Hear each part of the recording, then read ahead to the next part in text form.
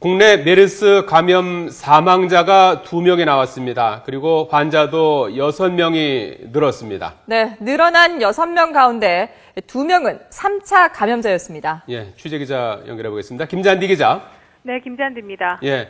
자, 감염자가 매일같이 늘고 있는데요. 이제 25명까지 늘었는데요. 지금도 이 검사를 진행 중인 환자가 추가로 있습니까? 네, 그렇습니다. 이 감염자가 계속 빠른 속도로 늘고 있는데요.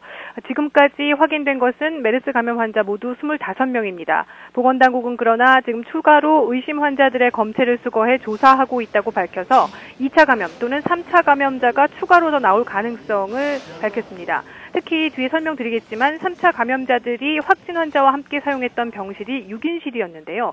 16번째 확진 환자와 그와의 접촉을 통해 감염된 2명, 그리고 나머지 3명의 환자에 대한 검사가 진행 중에 있다는 겁니다. 보건당국은 이들의 검사 결과는 나오는 대로 발표하겠다고 밝혔습니다.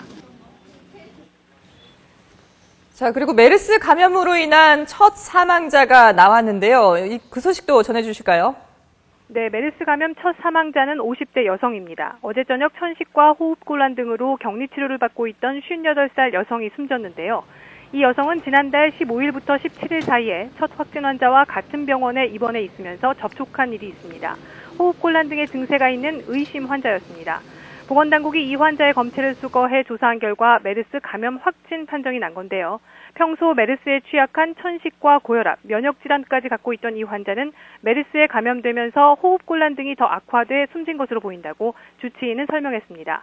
이 보건당국은 당초 이 여성을 격리 관찰 대상으로 삼지 않았다가 뒤늦게 이 환자가 최초 환자와 한 병원에 있었다며 격리해 조사 중이었습니다.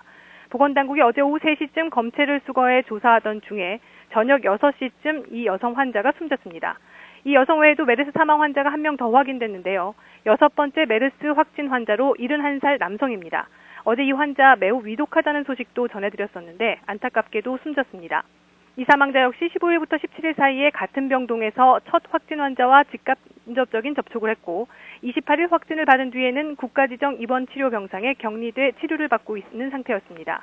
이 환자 역시 메르스에 취약한 기저질환을 갖고 있는 고위험군이었습니다.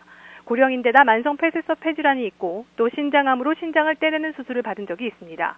메르스 바이러스가 처음엔 폐렴을 유발한 뒤에 중증으로 가면서 신장을 망가뜨리기 때문에 평소에 관련 질환이 있는 환자들은 특히 주의해야 한다고 전문가들은 당부했습니다. 자, 김잔디 기자, 지금까지 상황을 정리해보면 메르스 감염이 확인된 환자가 6명이 추가돼서 이제 25명으로 늘었고요. 2명의 사망자가 발생을 했고 그리고 추가로 3차 감염자가 나왔다고 하는데요. 이들의 감염 경로가 밝혀졌습니까? 네, 말씀하신 대로 이 밤새 메르스 감염 확인된 환자가 6명이나 늘어서 메르스 환자 모두 25명이죠. 이 어제까지 확인된 환자 18명에다 의심 증세 보이다 숨진 50대 여성, 그리고 6명이 추가로 더 확인된 셈입니다. 이 가운데 환자 4명은 첫 감염 환자가 입원한 병원과 같은 병동에 있던 환자들로 2차 감염자들입니다. 하지만 다른 2명의 환자는 상황이 좀 다른데요.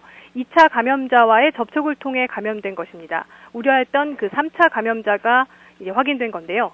16번째 확진자, 즉 최초 환자와 같은 병동에 있다 감염된 40살 남성과 지난달 28일에서 30일 사이에 다른 병원, 같은 병실을 사용했던 입원 환자들입니다.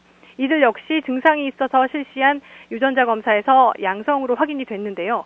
보건당국은 하지만 이 모든 사례가 의료기관 내 감염으로 지역사회 감염으로 보기는 어렵다고 설명했습니다.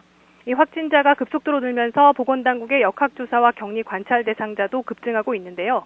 오늘 보건당국이 격리하고 있는 대상자는 750여 명에 달한다고 말했습니다. 그리고 추가로 환자가 증가할 때마다 그 격리 대상자도 계속 늘어날 것으로 보입니다. 환자 1명이 확인이 되면 그 사람이 증세가 시작된 날부터 가까이 접촉한 모든 사람들이 격리 대상자가 되기 때문입니다. 지금까지 사회정책부에서 YTN 김잔디입니다.